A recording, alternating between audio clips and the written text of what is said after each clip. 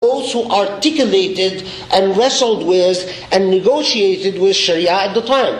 Because even just if you read the translation, leave alone the original Arabic, you find that it is extremely complicated and extremely sophisticated. Ibn Taymiyyah understood completely what the Greek logicians were arguing. He just doesn't accept their arguments and produces rebuttals and so on. Now, mind you,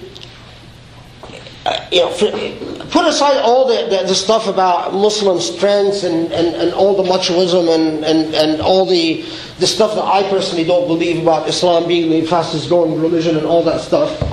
I apologize to Muslims who find that unpleasant. But I think it's all macho polemics nonsense.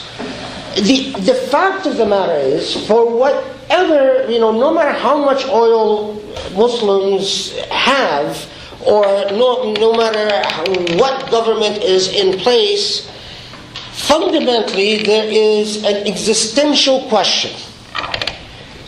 Do they engage this tradition, or do they refrain from engaging this tradition? Now, if they engage this tradition, but only in the mechanical sense of engagement, of taking some, stupid hornbook written in the 11th century or 12th century, and saying, oh, well, look, it says X, Y, Z, so that's the law. That's pointless, absolutely a waste of everything. It's the ultimate reactionary defeat of the very normative principles of Sharia. But to re-engage this tradition again would require a threshold of learning, a curve of rediscovering the linguistic practices of Muslim philosophers and theorists and so on, that frankly compete with, Muslims don't exist in a vacuum, and none of us do. And at any time you want to engage what Abdul Jabbar says about obligation, well, there are modern theorists and philosophers of theories of obligation. And unless you can show that studying Abdul Jabbar's theory of obligation can contribute something that modern theorists do not contribute, you are engaging in simply nice, academically interested, but completely inconsequential and irrelevant research. I mean, it's the type of stuff that stuffy people like to sit in isolation and read and say, oh, that's very interesting, but it has no effect. And will always be intellectually marginal.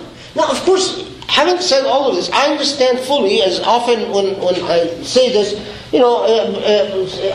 people, specialists in Jewish law or specialists in Roman law, will come and say, but what you've identified is the dilemma of all ancient legal systems as they confront modern legal systems and have to ultimately come to terms with, do we stick with this messy, complicated, rich, but messy, complicated, subtle, challenging, but ultimately remarkably rich tradition, or do we abandon it and go for what is provided in a modern context?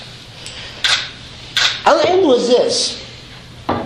The challenge for every Muslim thinker, or anyone that wants to anyone that wants to be disinterested from the polemics about Sharia to an actual thought about whether Sharia, and I choose my words carefully, whether Sharia must ultimately and fundamentally think about, with the starting point, the transcendent goodness and well-being. Can they engage this tradition to enter into the universal discourse about goodness and well-being? There's a lot of cultures now that have written many, many books about the same ideas. And can they contribute something other than that it is ours? Which to me doesn't seem to be logically a compelling reason. That is the real challenge. And that is a challenge that no one knows what will happen in the future. The more there is a Saudi-like,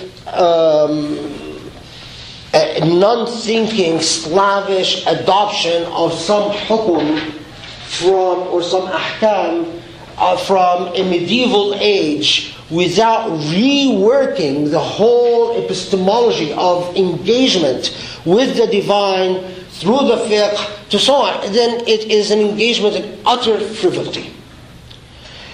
And it also sets people back because it makes the relevance of this intellectual heritage, intellectual legacy, debatable and not so apparent.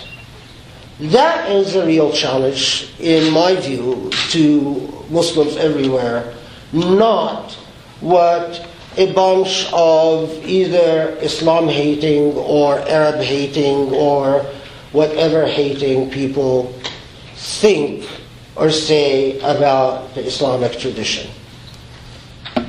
Thank you very much.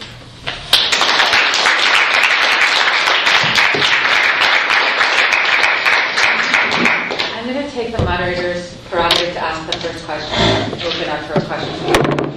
So if we say that the first installment of the lecture engaged Islamophobia as it exists here in the United States, or these anti-Sharia discourses and so forth, the second one engaged current transformative events in the region in some ways and their relationship to claims about Sharia and its role or not role in regional formations in the Arab world. And now the third one, you told us that the real challenge is in fact an internal challenge in the tradition itself, whether or not we're going to see a kind of slavish and mechanistic understanding of Islam prevail, which reduces Sharia to an 11th century hornbook, a Salafi Saudi interpretation or not. I actually see a way that brings us back to the first of the lectures in a sense.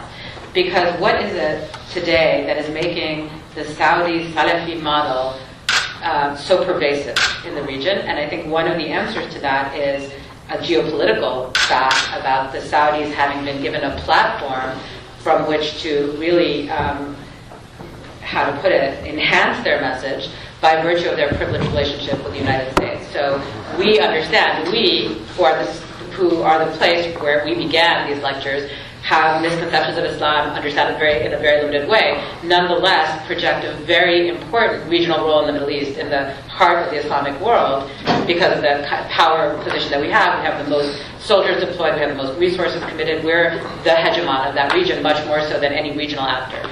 And we're involved in a direct adversarial relationship and competition with certain actors that we describe as extremists. We'll put Iran and any country that's associated with Iran in that camp, and other actors that are our allies, the Saudis, as moderates. So we have actually, in the United States, produced a rhetoric about Islam that treats the Saudis as moderate, and their message is somehow moderate, and enabled them to then benefit from finance channels and so forth that are closed to others to propagate their message. And I mean, a very most recent incident, which I'm very sad to report today, is the execution of an ISM volunteer in Gaza at the hands of a Salafist group, which is one of the many groupuscules that have been produced by Saudi money flowing into Gaza in Saudi's regional competition with Iran. So in this scenario, I see a direct connection between the problem that you identified at the beginning, how do these ideas matter, how do they impact the world, and the problem confronting internally the Muslim community, insofar as the Muslim community's own experience is now mediated through a series of relationships with these other places that you began with. So I just wonder if you could speak a little bit to how the two ends of the spectrum you describe intersect, and how the U.S. is, or how the West is playing a role in which of these approaches to Islam is in fact ascendant within the Muslim world. Well, I mean, you're absolutely right. I mean, it's the problem is not just Saudi version of Islam. The problem goes beyond that, and that for reasons of faith or maybe a curse, who knows, that type of very mechanistic, puritanical Islam that frankly has a very virulent record of even executing, during the rise of the Wahhabi movement, all the main interpreters within the tradition of Shariah, fiqh, and so on and so forth. And people like John Esposito, unfortunately, I think it's completely crazy when they suggest that someone like Abdul Wahhab was like a Luther of the. There's just completely flawed. Abdul Wahhab, true, had no respect for the juristic institutions, but much more importantly, he had no epistemology other than command and obey. And then, of course, with the substantial amount of resources that Saudi Arabia has, it became virulently evangelical. Now, we are in a rather impossible situation, because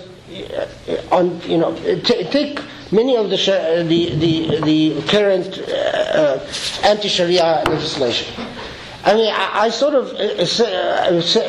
observe it with some bemusement, because quite often, just recently, one of the things that came up is these so-called Sharia-compliant financial institutions.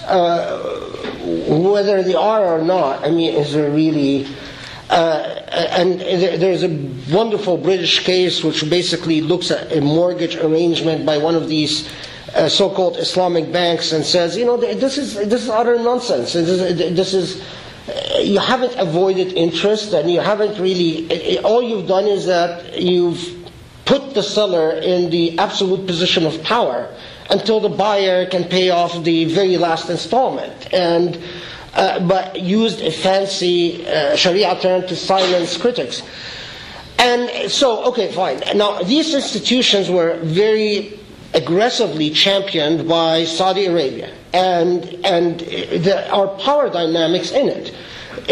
In championing these ideas, they sought to prevent Islamic centers and various other institutions from borrowing to build. And therefore, by saying you have to have an Islamically compliant loan, have to go to Saudi Arabia, someone with considerable amount of cash, to buy the property and then lease it to you on a lease purchase type arrangement. And so the sort of the legal mechanism nicely ended up giving Saudi institutions, Wahhabi institutions, an enormous amount of actual power over Islamic organizations